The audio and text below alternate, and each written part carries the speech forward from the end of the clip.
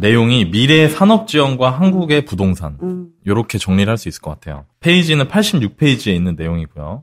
자, 한번 읽어볼게요. 첫째, 제조업 중심의 지방도시는 쇠퇴할 가능성이 높아 부동산 투자에 주의가 필요하다. 지방의 제조업 중심 도시는 혁신과 세계화의 거대한 물결에 의해서 점차 침체될 수밖에 없는 운명이다. 이미 상당수의 제조업체가 값싼 노동비와 원재료를 찾아서 해외로 떠났고 이는 거스를 수 없는 하나의 대세가 되었다. 둘째, 서울 판교는 IT, 금융, 바이오, 엔터테인먼트 같은 혁신 기업이 자리 잡아 향후의 부동산 전망이 좋다. 지식 기반 산업 사회에서 대학과 연구소는 중요한데 서울에 좋은 대학이 모두 몰려있고 혁신 산업인 방송국, 금융기관, 벤처캐피탈, 엔터테인먼트 회사, 회계 경영 컨설턴트 역시 서울에 집중되어 있다. 혁신 기업이 필요로 하는 인적 자원이 풍부하게 있는 곳이 바로 서울이다.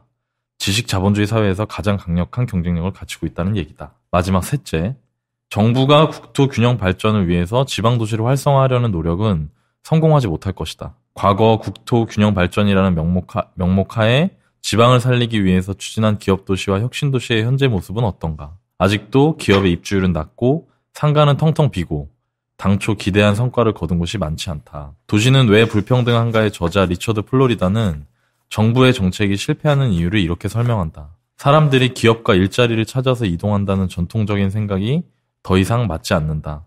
도시의 성공을 위해선 기업을 유치하는 것뿐만 아니라 인재를 끌어오는 게 맞다. 도시가 번성하려면 혁신 기업에 필요한 인재인 과학자, 기술자, 전문 지식인, 예술가 등이 살기 좋게 만들어야 한다고 말했다.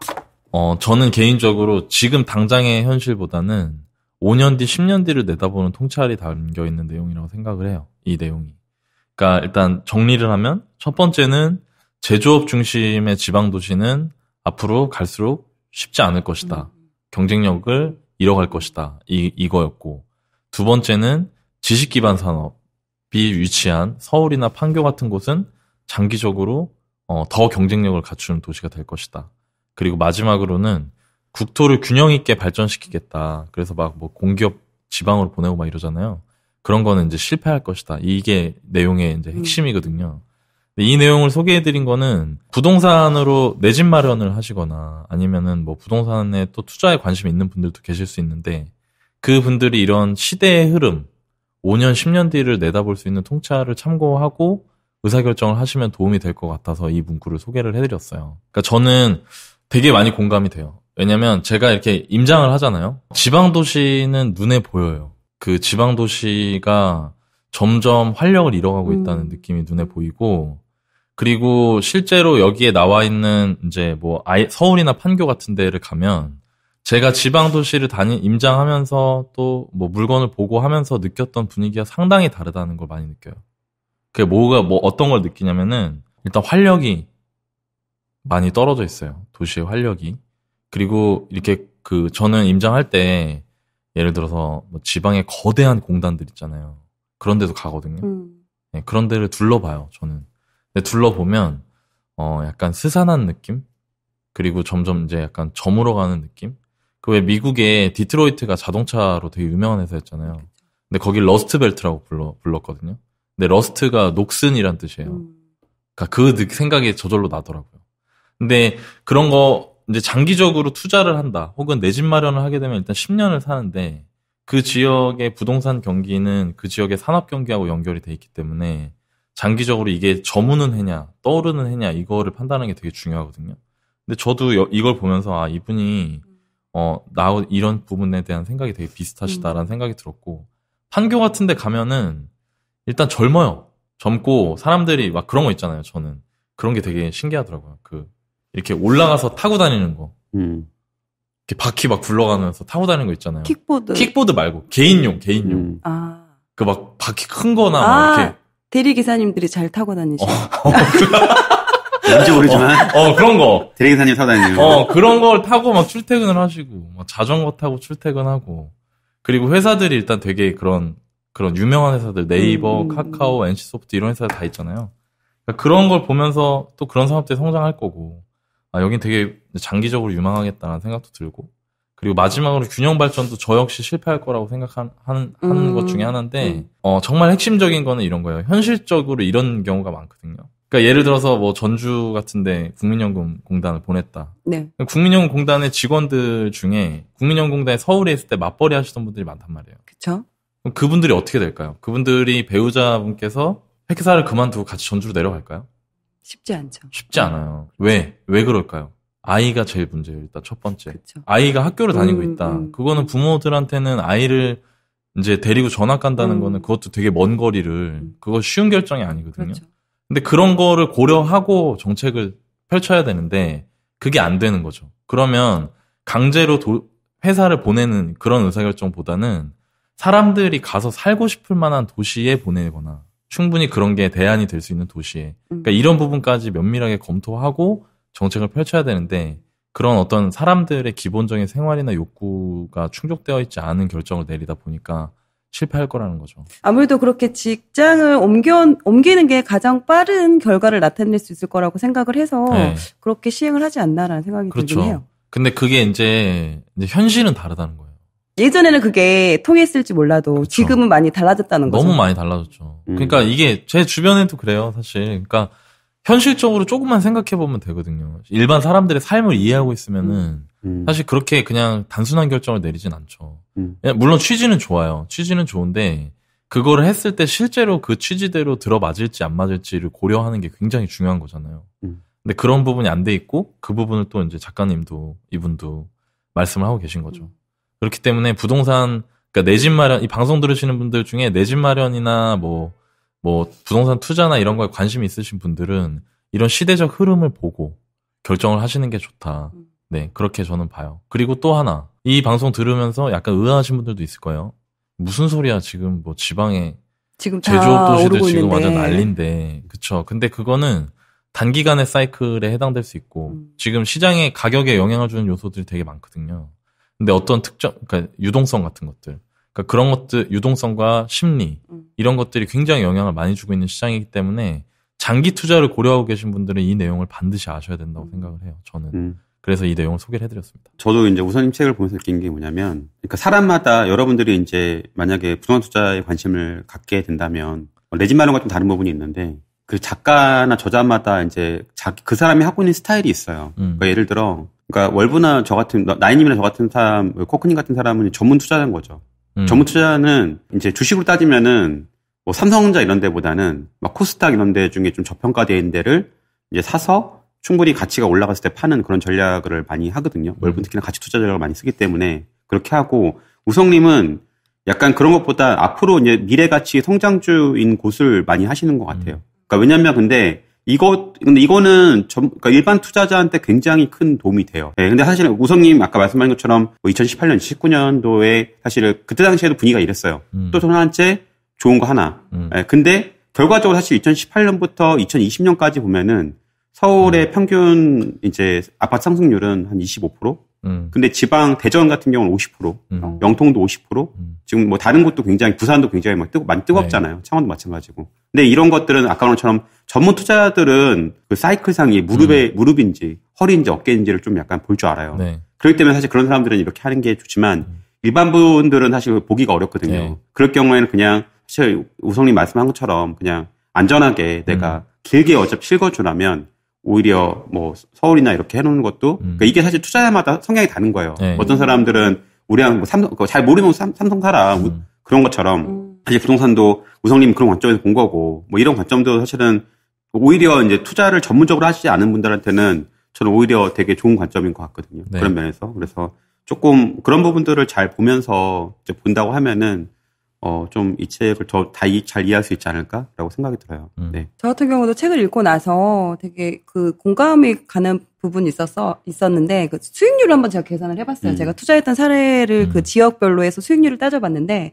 어쨌든 저도 이제 장기적으로 가져갈 거고, 또 미리 이제 좀 일찍 투자해 놓은 것도 있었는데, 확실히 수익률의 그 차이에 있어서 입지가 좋은데, 사람들이 선호하고, 그런 말씀하신 것처럼 그런 좋은 일자리랑 가까이 있는, 인근에 있는 그런 주택들의 그 상승률이나 수익률이 훨씬 높게 나타나더라고요. 물론 이제 지금 매매를 한다면 좀 다르게 갈 수도 있겠지만 근데 그때 당시에 좀 저평가라는 생각이 들어서 샀던 부분이 시간이 지나면서 오히려 입지의 힘을 더 받아서 그런 수익률이 이렇게 큰 폭으로 좀 차이가 나는 것을 제가 좀 느꼈고 보통 당연히 뭐 내 집 마련이나 투자할 때 이왕이면 내가 알고 있는 지역 그리고 내가 살고 있는 지역을 좀 위주로 보게 되잖아요. 근데 그것만 볼 게 아니라 이제는 그런 그런 산업적인 부분도 같이 좀 체크를 해서 보시는 게 추후에 진짜 말씀하신 것처럼 장기적으로 봤을 때는 더 큰 오히려 수익이나 여러 가지 면에서 긍정적인 부분을 받을 수 있을 것 같아서 진짜 되게 도움이 되는 내용이었던 것 같아요. 네. 코코님 얘기 중에 되게 공감 가는 내용이 뭐냐면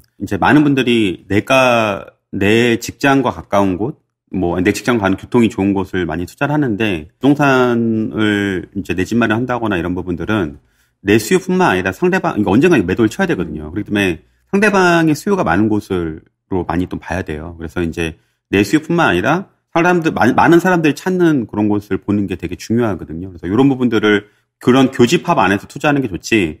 그냥 나 개인적으로는 나는 아파트가 너무 싫고 그냥 이렇게 단독주택이 좋아.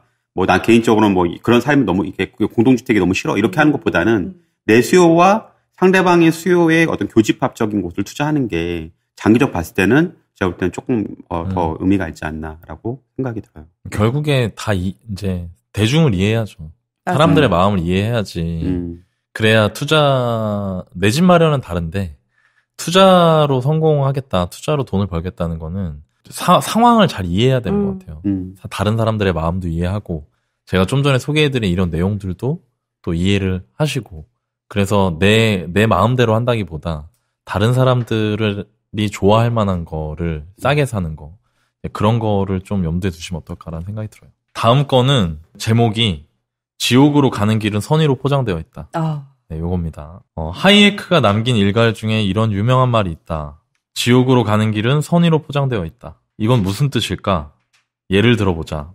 최근 몇 년간 우리나라를 떠들썩하게 한 것 중 하나가 최저임금제다. 노동자의 임금을 현실화하는 것은 매우 중요한 일이다. 따뜻하고 인정 넘치는 인도적인 정책이다. 그런데 그 결과는 아직 썩 만족스럽지 못한 것 같다. 자영업자의 경영 환경이 악화되고 있을 뿐만 아니라 실업률 또한 17년 만에 최고치를 경신하고 있으니 말이다. 선의가 지옥이란 바로 이런 경우를 두고 하는 말이다. 임대료 규제 정책도 비슷한 결과를 만들어내지 않을까 싶다. 쉽게 말하자면 집 없는 가난한 사람을 위해서 집주인이 임대료를 마음대로 못 올리게 규제해야 한다는 정책으로 이 역시 따뜻하고 인간적인 정책이라 할 수 있다. 그런데 하이에크는 임대료 규제 정책 때문에 오스트리아가 얼마나 국가적으로 손해를 보고 경제가 침체되고 망가졌는지를 잘 계산해서 낱낱이 폭로하고 경고한다. 사실 저는 이 책을 처음 나왔을 때 읽었어요. 그리고 이번에 방송 준비하면서 다시 읽었거든요. 근데 처음 방송 나왔을 때 하고 지금 이 처음에 책 나온 게 이게 1년이 넘었어요. 한 1년 정도 됐을 거예요. 그러니까 그때만 해도 그러니까 쉽게 말해서 현재 지금 시장에서 막 이슈가 되고 있는 임대차 3법 이런 게 없었죠. 맞아. 예, 그때는 없었어요. 그래서 사실 이런 내용들이 저는 사실 뭐 전문 투자자이기 때문에 어느 정도 이게 지금 내후년부터는 임대 시장 쪽이 좀 많이 어려워질 수 있겠다는 생각은 하고 있었지만 일반적인 분들은 공감하지 못할 수도 있어요. 이런 내용은. 근데 이번에 정책이 나오고 지금 현재 2020년 12월 현재 617, 710 나오고 나서 한 반년 정도 흘렀는데 이 책에 있는 내용대로 되고 있어요. 임대료 규제 정책을 했는데 임대료 규제 정책의 좋은 취지, 그러니까 선의를 담고 있는 취지와 관계없이 시장에서 극도의 혼란과 임대료 상승이 일어나고 있거든요. 그러니까 제가 뭐 다른 방송에서도 그렇고 그다음에 제가 뭐 강의 때나 뭐 지인분들한테 설명을 할 때도 그렇고 지금 이 임대 시장의 혼란은 매물이 사라졌기 때문이거든요. 제가 보기에는. 그러니까 매물 자체가 사라졌기 때문에 가격이 오르는 게 문제가 아니라. 그러니까 매물이 사라졌는데 그 매물이 사라지게 한 거는 이 임대료나 이런 시장에 직접적인 규제를 가하면서 그 시장에서 공급자와 수요자 사이에 형성되어 있던 밸런스가 무너진 거예요. 그러면서 공급자들이 시장에서 이탈을 하는 거죠. 왜냐면 나한테 좋을 게 하나도 없으니까. 근데 그거를 비난할 수 있느냐는 거예요. 어느 누가 그걸 비난할 수 있느냐. 인정이 없다고 비난할 수 있다는 건 아닌 거죠. 그건 인정이 없는 게 아니라 왜냐면 그 근간에는 제가 보기에 이분은 굉장히 현실주의자이자 시장주의자인데 저 역시 그런 비슷한 사람이거든요. 저는 개인적으로 사람들이 자기의 이익을 추구하는 행위 자체를 죄악시하는 거는 잘못됐다고 생각해요, 저는. 개인적으로. 그러니까 지금 현재 그런 부분이 있는 거거든요. 임대인이 임대인으로서 정해진, 법에서 정해진 테두리 안에서. 그러니까 그 법은, 기존 법은 이런 혼란이 없었기 때문에 기존 법은 어느 정도 임대인과 임차인이 서로 이제 자기의 이익을 추구하면서 그때그때 상황에 맞게 서로 협의할 수 있는 맞아. 여지가 있는 상태였거든요. 맞아. 근데 그게 이런 직접적인 규제, 임대료에 대한 규제, 임대 계약 갱신에 대한 규제, 이런 게 들어가면서 그 밸런스가 무너지고 그러면서 어느 한쪽이 더 이상 그 틀 안에서는 추구할 수 있는 이익이 사라지는 거죠. 그러면 당연히 그 사람들은 그 시장을 떠나요. 그 시장을 떠나면 공급자가 없어지기 때문에 수요자들이 굉장한 피해를 입는 거죠. 그러니까 그게 바로 이제 제가 현재 부동산 시장을 보기에는 이분이 말씀하신 지옥으로 가는 길은 선의로 포장돼 있다. 이걸 잘 설명해 주는 게 아닐까라는 생각이 들어요. 뭐 어떤 거를 결정하는 사람들은 되게 중요한 게 좋은 의도만큼 이게 좋은 결과를 내는 게 네. 되게 중요하다고 생각하거든요. 네. 전 둘 다 중요하다고 생각해요. 왜냐하면 되게 좋은 의도를 가지고 했는데 좋은 결과가 안 나오는 경우가 있거든요. 사실 아까 말한 것처럼 뭐 임대차 입법 같은 경우도 보면은 원래 좋은 의도로 임차인들이 이제 지금 2년 만에 이제 그건 주관여성이 떨어지니까 뭐 그걸 더 늘려준 면에서 이제 4년으로 했는데 그러니까 그 선의로 시작했죠. 선의로 시작했지만 결과적으로 보면은 이제 그렇게 4년이 되면서 기존 매물들은 거의 다 재계약을 하게 됐고 또 그 와중에 또 지금 뭐 전세 물량 공급 이제 입주 물량도 많이 적기 때문에 전세 매물이 없는 상태이기 때문에 전세가가 미친 듯이 올라갔죠. 네, 결과적으로는. 그러다 보니까 사실은 이게 전세 매물이 없어서 전세가가 올라가다 보니까 새로 내가 이제 집을 구해야 되는 사람은 지금 가격보다 막 1억, 2억 이렇게 비싼 가격에 집을 계약해야 되는 상황이 온 거예요. 그러니까 이게 선의였지만 물론 그 선의 때문에 혜택을 본 사람도 있지만 그 혜택을 못 본 나머지들은 엄청나게 피해를 본 거예요. 그러니까 지난번에도 저도 그 강의 수강생분이 그러시더라고요. 너와는 제가 지금 집이 있는데 2년 만에 뭐 2년이고 이렇게 되게 단기간에 집값은 7억이 올랐고 전세가는 3억이 올랐는데 이거를 어떻게 해야 되냐고라고 물어보는 거예요. 지금이라도 7억 오른 집값을 사야 되는 건지 뭐 자기 애기 학교 때문에 학교는 옮길 수는 없는 상황이고 사면 전세금 올려주냐고 이제 이런 부분들 얘기하시는 거예요. 근데 이게 어떻게 보면은 그러니까 집주인이 들어온다고 또 얘기하니까 본인이 이게 선의도 좋지만 결과가 어떻게 나온지를 좀 약간 잘 보고 사실 오히려 일반 서민들이 더 큰 피해를 입은 거거든요. 반대로 이것도 마찬가지예요. 사실 양도세도 투기꾼들이 되게 이렇게 집을 많이 이제 하니까 양도세 중과하는 거 뭐 그렇게 좋아 막 이렇게 막 댓글 막 달리더라고요. 저희 유튜브에도 달리고 이해는 돼요. 근데 양도세 중과를 해보니까 이제 생기는 문제점이 뭐냐면 이거 선의죠. 너희들 이렇게 많이 해서 이렇게 하니까 양도세 중과 많이 벌었으니까 양도세 중과한 거야. 근데 이거에 대한 반대 급부가 그러니까 나온 게 시장에 매물이 없는 거예요. 왜냐하면 저 아는 지인도 집값이 지금 한 10억이 올랐는데 세금을 만도하면 세금이 한 7, 8억 된대요. 그러니까 이걸 양도를 못 하는 거예요, 그분도.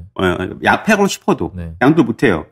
그러니까 이제 시장에 매물이 이제 없어지는 거죠. 갖고 있는 사람들이 못 파는 상황이 돼버리니까. 그러니까 근데 지금 다 서울에 집을 사고 싶어 하거든요.